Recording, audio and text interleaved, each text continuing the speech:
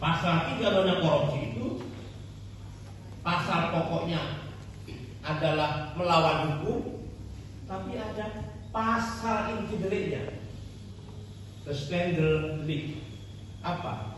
Yang kadang-kadang suka lupa, memperkaya diri sendiri atau menguntungkan orang lain. Jadi mengapa kadang-kadang ada perkara bebas? Karena yang dikejar hanya melawan hukum formil, aturan, tetapi tidak melihat undang-undang korupsi adalah undang-undang berkaitan dengan mengambil uang yang punya jabatan. Jadi apa unsur pokok, apa inti deliknya? Scandal deliknya adalah menguntungkan atau berganti orang lain atau korporasi. Ini kuncinya. Jadi supaya nggak bebas, pada kunci, kata kuncinya adalah melawan hukum. Pasal 2-nya memperkaya diri atau orang lain, kemudian pasal 3-nya menyalahgunakan wewenang untuk orang lain. Ini kuncinya. Jadi kalau misalnya itu beda antara audit dengan selisih.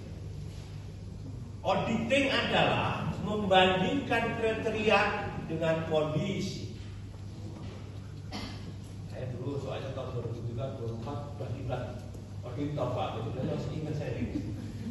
Apa maknanya? Kalau kita menghitung hanya selisih, tapi kalau auditing adalah pekerjaannya, orangnya adalah auditor, kemudian yang dilakukan auditing adalah auditing. Jadi membandingkan antara kriteria itu apa? Aturan. Kalau peraturan itu hanya sepanjang ada tertulis.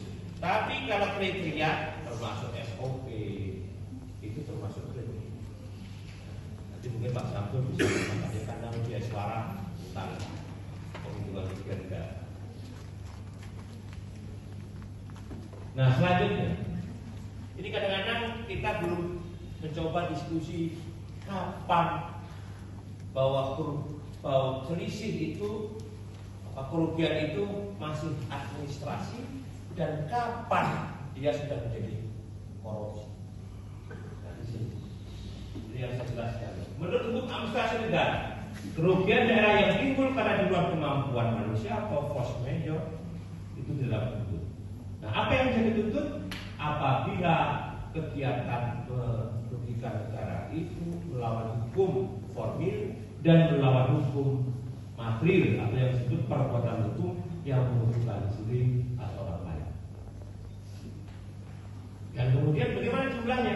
Jumlahnya itu harus nyata dan pasti juga. Nah ini sebagai gambaran perbuatan melawan hukum itu ada yang namanya genus delik dan ada spesifik delik. Apa maksudnya? Kalau melawan hukum di pasal 2 itu adalah genus delik, delik umum. Tapi kalau perbuatan di pasal 3 ya, penyalahgunaan wewenang itu adalah spesial delik dalam konteks memperoleh harta kekayaan tidak wajar. Nah, bagaimana nih misalnya mencari menguntungkan diri atau orang lain atau memperkaya sendiri? Bagaimana caranya? Itu sudah diberikan solusi, salah satunya dikaitkan dengan pasal 18 ayat 2. Dia harus membuktikan kekayaannya juga. Caranya teknisnya tidak lihat atas kekayaannya dan tabungan. Jadi di dalam mempelajari perhitungan